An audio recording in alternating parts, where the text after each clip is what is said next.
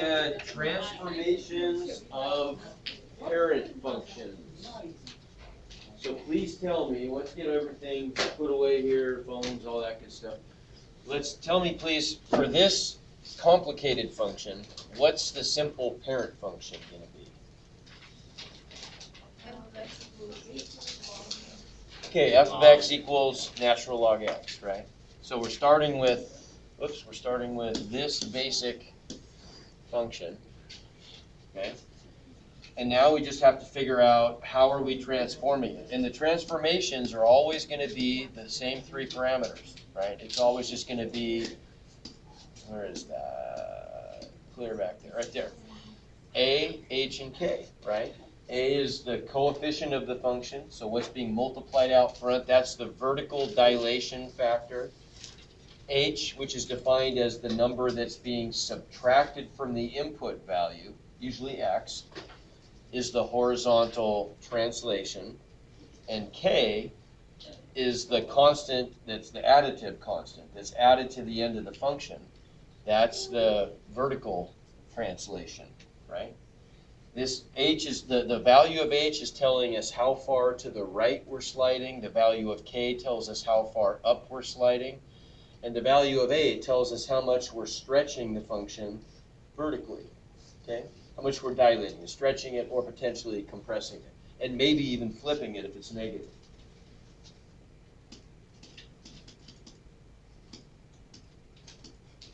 Okay, so what's the value of A here? I'm going to turn this on. Okay. 1/4, okay.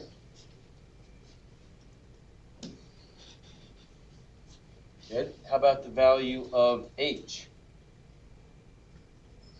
What's being subtracted from x inside the function? 0. Nothing is, right? So H is 0, and K is 5. So now describe to me what's going on here.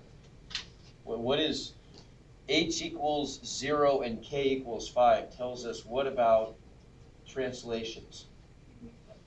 Up 5 and horizontally nowhere, right?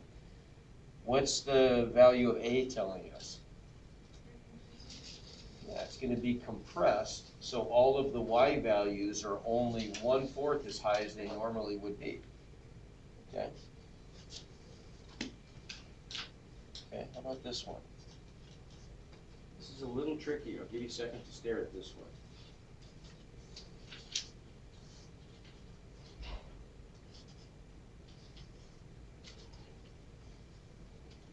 Can anybody tell me what the parent function is this time? Okay. Say it again, equals? Close, very close. Say it again. 3 to the power of x? 2. Yes, 2 is right. Okay. 2 to the power of x. So that's the parent graph. Does everybody see that? That's what fits the pattern, isn't it? If the parent function is 2 to the x, then what's that 3 telling us? The value of what? A, yeah, because that's what's being multiplied out front, so that's A. What's the value of H? What do you think? Okay, that's not H, that's K. You're right for K. 12.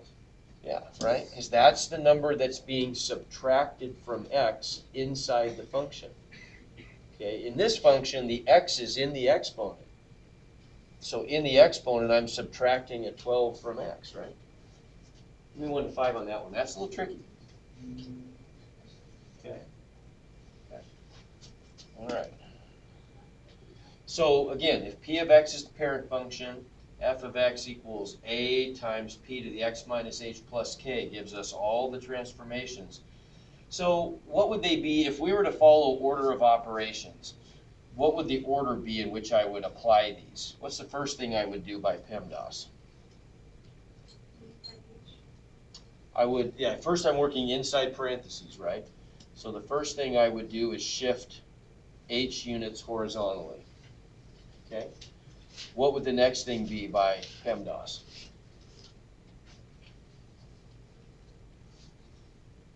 So I checked off parentheses. There are no exponents. Multiplication. Good. So that means I'm vertically dilating. Okay. And then last, I'd be adding or subtracting this value outside. Okay. So that's what order of operations tells us. But the nice thing about this is these transformations are really independent of each other. And so it doesn't actually matter the order in which I'm applying them. A lot of times what people tend to do with these instead is they tend to do both of the shifts first and then dilate the function last. To me, that makes the most sense, and it will to you too. Even if it doesn't now, you're going to like that way better when we get to the next section, for reasons that you'll see when we get there, I guess. Okay. All right, so let's try a couple of these then. Let's see if we can start with this bland parent graph, and our goal is to come up with this fancy souped-up version of the graph by taking these steps in order. Okay, so if we follow, let's just follow PEMDAS. So the first thing we're going to do is what then? If we follow PEMDAS, we're going to shift, okay, by PEMDAS, we do the stuff in parentheses, right? So first thing was the horizontal shift. So first we've got inside our grouping symbols, right? What is that right there? What value is that? Which parameter? Is it AHK? It's H. And what's the value of H? -4. Very good. So we're going to shift this thing. So we're going to shift this thing to the left by 4, right? If H is -4, H is how far we're sliding it right. Well, we're sliding it right -4. So we're going to slide the whole thing left by 4. Okay? Next. Well, by PEMDAS, we do multiplication, right? So we'd be multiplying by -1/2. Okay, so what's that mean? What's that going to do to this picture of this graph? If A, that's A, isn't it? If A is equal to -1/2,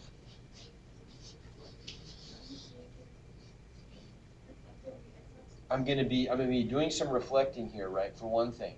But I would encourage you to think of it, I know a lot of times, like the textbooks especially, are going to say there's two things going on here. It's being reflected and it's being dilated. I think it's one thing. There's really only one thing happening, but the dilation just happens to be negative. If you think about a dilation in the right way, there's no difference between the process of it being negative or positive. A dilation is merely the factor you're multiplying the parent heights by. So when I say parent heights, I mean the normal heights of the graph. If I start at the vertex, from the vertex, if I move to the right by 2, my parent function goes up by 2, correct?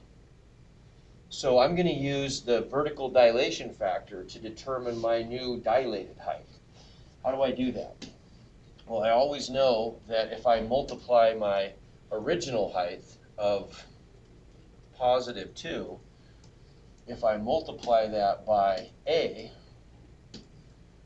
which is -1/2, that's going to give me my new dilated height. What's 2 times -1/2? -1. So that's telling me that instead of going over 2 and up 2, I should be going over 2 and up 2 times -1/2, which is down 1. Do you see that? Okay. There it is.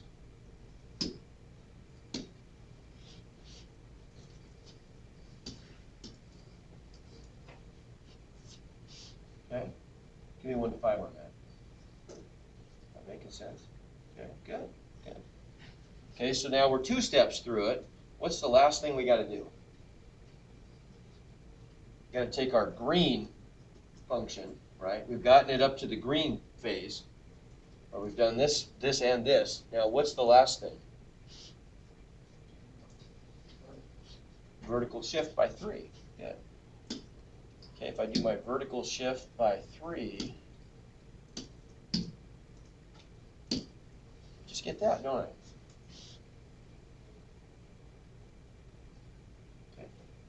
make sense? And that's it. There's our answer. Okay. Did I have to do those steps in that order? No, I didn't. So we just followed PEMDAS. We didn't have to do it in that order. But we did. Okay. Again, just first step, we're going to slide it 4 to the left. Next step, we're going to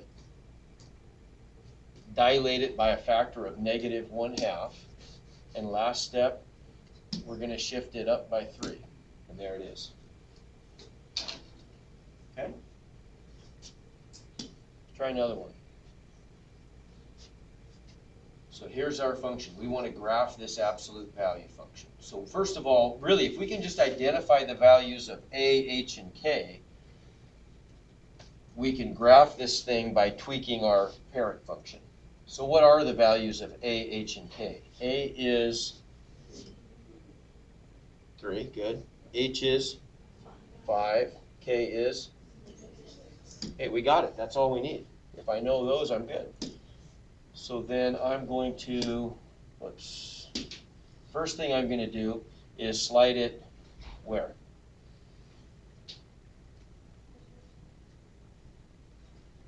I'm going to go, I'm going 5 in which direction? To the right, good. H is 5, H is how far I'm sliding it right. So I'm going to take this thing and I'm going to slide it over here, 5 to the right, okay? Now I'm going to flip the steps around a little bit. We're going to get in the habit of doing both the translations first, so we just get those out of the way. K is -6, so what's that telling me? Good, I'm going to go down 6 to there. Okay, so there I've gotten, and we'll just check these things off. So I did both of those, right? Now the last thing I have to do, I relocated my graph. Now I'm going to dilate it, okay? So there we are. So as of right now, my parent graph gives me the instructions go over 1 and up 1 from the vertex. That's the shape of my absolute value parent graph. But if my dilation factor is 3, what's that mean? Instead of going over 1 and up 1, I'm going to go over 1 and up 1 times 3. Okay? So I'm going to have to take this guy, and I'm going to do that to it, right? Everybody agree? Okay. And that's what my final result would look like. Notice the vertex stays in the same spot. So again, I'm going to go up to 3, so I would just have to stretch it up to there, right? Because that's what my vertical dilation factor is telling me. Okay, give me 1 to 5. Okay, go, you're getting this, good. All right, try another one. How about this guy? So everybody agree my parent graph is an absolute value function. Okay, I want values of A, H, and K. What's A? -2. What's H? What's K? Okay, good. So then if H and K are -6 and 3, I'm sliding it horizontally, how? Left by 6, okay, so to there. Vertically, down 3, so to there, good. So far I like it, that's good. So now normally I go over 1 and up 1, but now I want to go over 1 and up 1 times -2, so over 1 and down 2. That's going to be my new shape from the vertex. Okay, and so I'm just going to get this thing to work. The technology got a little weird here. See if I can get this thing to do what it's supposed to do. Well, that's not bad. You get the idea, right? That's what the vertex looks like it slid a little bit. It wasn't supposed to, but it's just I'm a little limited with this old technology here. You get the idea, though? Okay. Yeah. So that's what it should look like. Okay. Okay, let's try one that's just a little bit tougher now. What's tougher about this? Well, you tell me what's tougher about this one. Got a fraction for our vertical dilation factor. Okay. But we'll deal with that. It's not that big a deal. Okay, we just got to be smart about it. We want to pick our points carefully that we're gonna dilate. Okay. So A, H, and K. What's A? Okay, negative 4/3. Good. H is -1. K is 2. All right. So how am I going to translate this then? Left 1, up 2. Everybody agree? Left 1, up 2. Okay. Okay, now, normally on my parent graph, I would go over 1, up 1, over 2, up 2, over 3, up 3, over 4, up 4, etc. Why did I choose this particular set of instructions to use for A?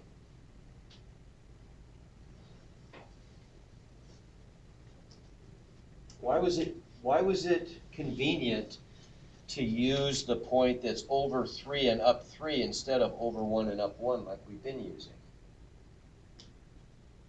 What's the problem? What do you think, Aubrey? So that when you multiply it by the threes can cancel out. Okay, good. Over 3 and up 3. See that height of 3 right there is a number that's compatible with this fraction. You understand what I say when I mean it's compatible? It's convenient to multiply 4/3 by 3 because the 3's will cancel, right? Okay.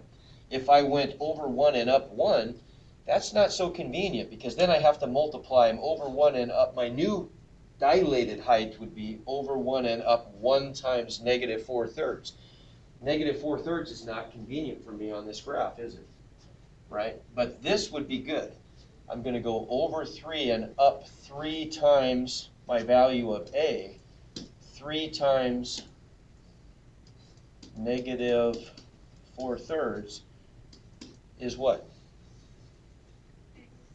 Negative 4, right? Because the 3's cancel. Okay, so that's good then. That means I can just go,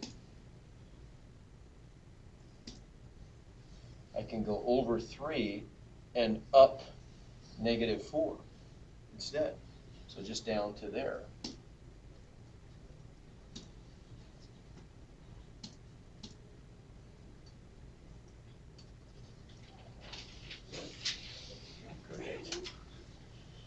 Great. Didn't like my fancy flip chart, I guess. Oh.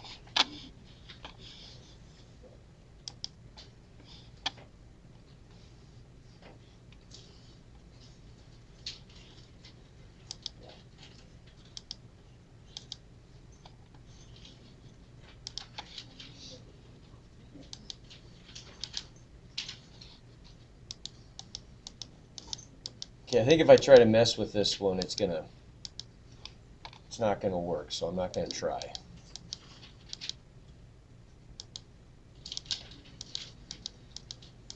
think you guys got the idea though.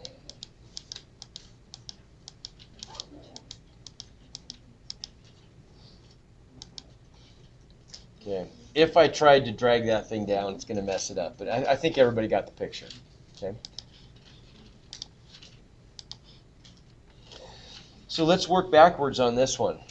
This time we're given a dilated function, or given a transformed function. I want you to look at the picture and see if you can determine what the values of the parameters are, right? It's an absolute value function. It's V-shaped. And so it's got to fit the form of a transformed absolute value function. We just have to choose the values of the parameters A, H, and K. Well, H and K are simple. What's H? H is 6. Okay. And if you said -6, you're probably thinking about change, but I want to know, you were thinking about that minus sign there, right? And turning this into a +6. But when I'm asking for the value of H, I'm asking for the number that's being subtracted from X, which is 6. Okay. What's the value of K?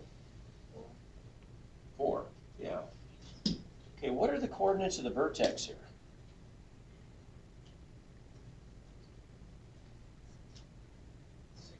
6.4. Is that a coincidence?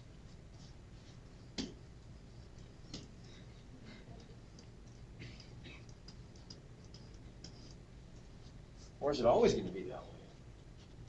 The vertex starts off at the origin, doesn't it? So whatever the coordinates of the vertex are, that has to tell you how far this thing's been dragged, isn't it? Okay, hold that thought, because that's where we're going with this next time we meet. I'll give you a little heads up on it, though. We're going to come to write these functions in what's called vertex form. And really what vertex form is the h and the k stay in the very same places they are today, only instead of thinking of them as being horizontal and vertical translations, we're instead just going to think of those as the coordinates of the vertex of the object that's being graphed, right? So rather, we could have done the very same thing here. We could have looked at this and said, we know that the vertex has to have coordinates hk, and so the coordinates of the vertex are 6 and 4, so that's the number that goes, 6 is the number that goes there, and 4 is the number that goes there. Without even thinking about them as translations, just thinking about them as the location of that special point. Okay? Now, A is a little trickier. Okay, what about A?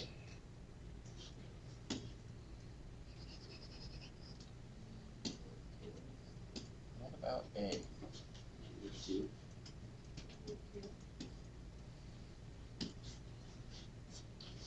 Okay, I heard someone say negative 2.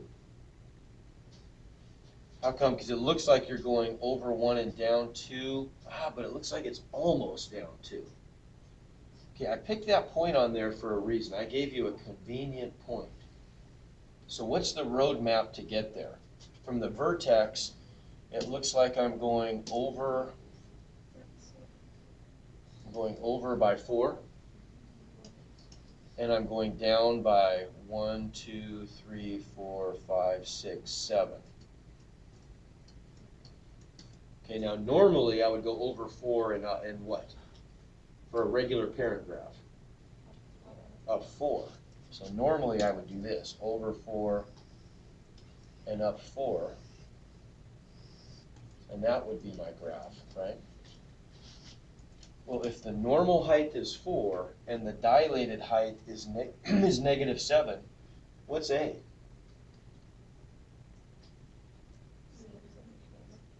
Say it again.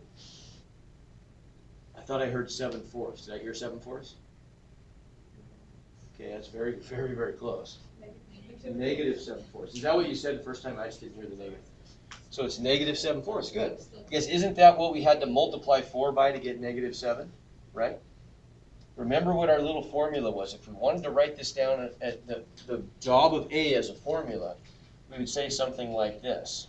The normal height, so I'm going to call it the parent height,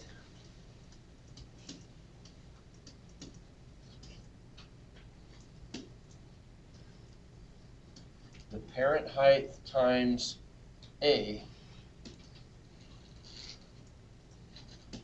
is equal to the dilated height, right?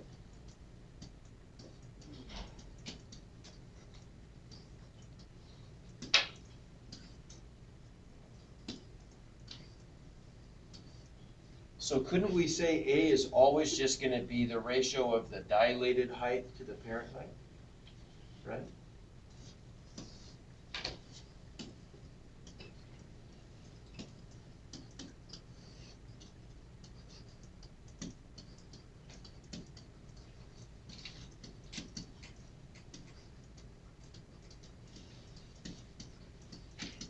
Now, to keep things fair, we'd have to have the same number over to the right for both of those measurements, though, right? So in this case, our dilated height is negative 7.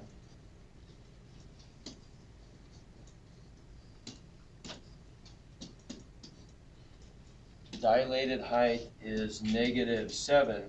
The parent height would have been 4. And so there's my value of A, negative 7/4. Okay. It's 7/4 as tall and flipped. Okay, give me 1/5 on that. Okay, that's a little trickier, right? Okay.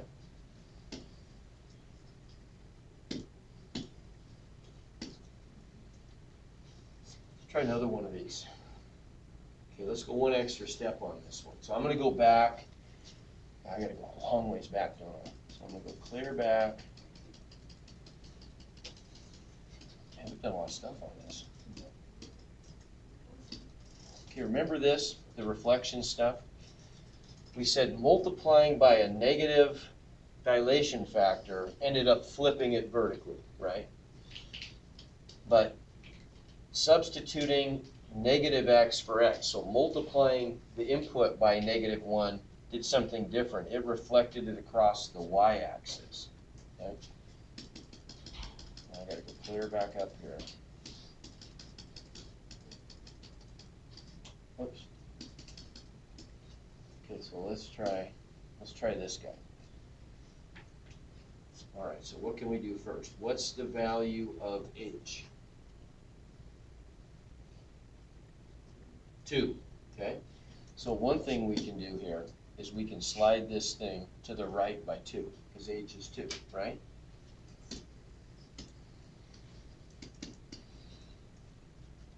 Okay, what's the value of k? -1. Okay, is that the order I went in here? Okay, no, I didn't. I did the dilation next. I followed PEMDAS. Wish I wouldn't have, but I did. So I multiplied by -2/3, the heights. That's what we did next. So which of these would, well, actually these would all be, well, these two would be convenient ones. Oh no, you tell me. Which of those, only one of those would be. Aubrey, which of those, you found this the first time. Which of those 3 points would be the most convenient to multiply the height by -2/3? The 3, 1. Okay, but the x value there happens to be 3. It's the y value we're interested in. Oh, well then what's 2? There, so it'd be, well, wouldn't it be this one? If we're Yeah. multiplying Maybe by, that one. right, and you're the one that told me that first. I know you would have seen that, because the 3 is the key right there. The 3 on the bottom, we want to multiply by some multiple of 3, right? So we're going to pick this one, okay? If I multiply that one, this height here is 3. If I multiply that by -2/3, where is that point going to end up after I dilate it? Instead of going up by 3, I'm going to go up by 3 times -2/3. So I'm actually going to end up going down to there. Everybody agree? Okay. When I go whatever amount that is to the right from the vertex, normally I would go up 3. Now I'm going to go up 3 times -2/3, which is -2. So it's there. Everybody agree? Okay. So the function gets squished to fit that point. Give me thumbs on that so far. Is that making sense? Okay. Let me go back. All right. First step was we chose to take care of the h first. We can do these in any order. Next we did a equals -2/3. So we multiplied this regular height. Normally the function would have gone through this point. Over 1, 2, 3, 4, 5, 6, 7, 8, 9 to the right, and up 3 to that point right there. So here's what my function would have looked like, something like that. And we multiplied that times, so this 3 times -2/3, which gave us over 9 and up -2 instead. So we took this function and we squeezed it down by a factor of -2/3. So we squeezed it down and reflected it, because it's negative. Okay, give me thumbs. That help a little bit? Okay. And then now let's do k. What's the value of k? So I'm going to take the green function and I'm just going to slide it down by 1, right?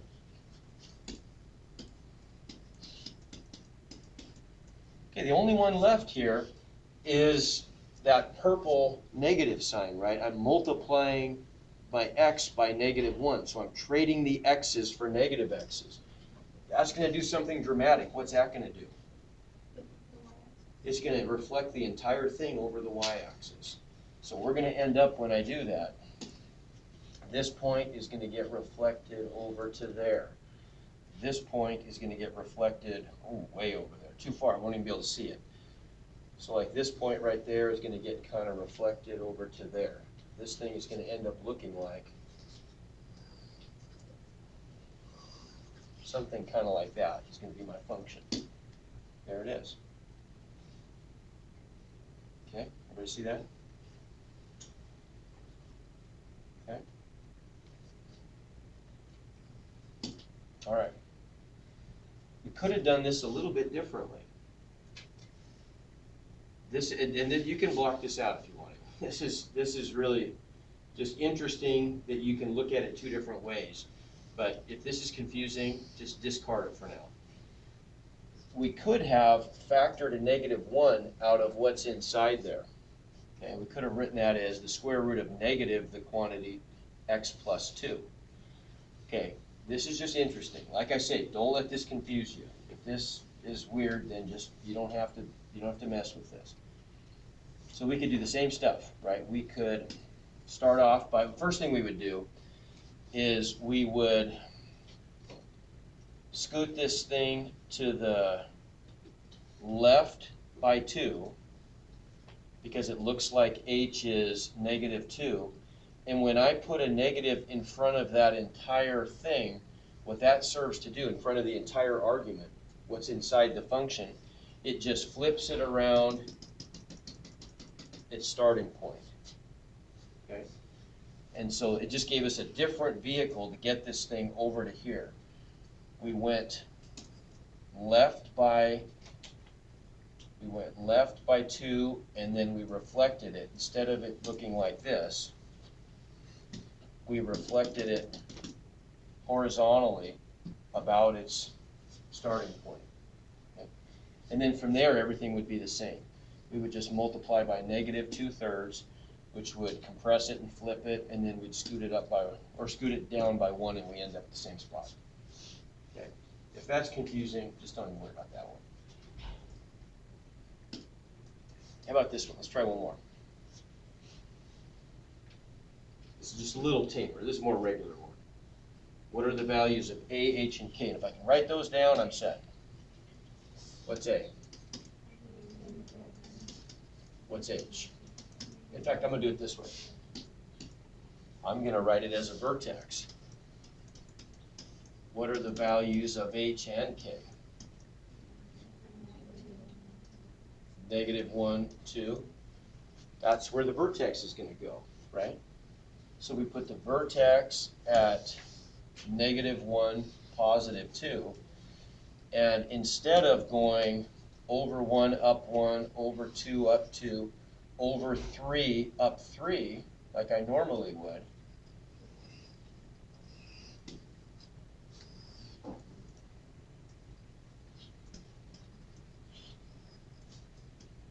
what am I going to do? Over 3 and up how much?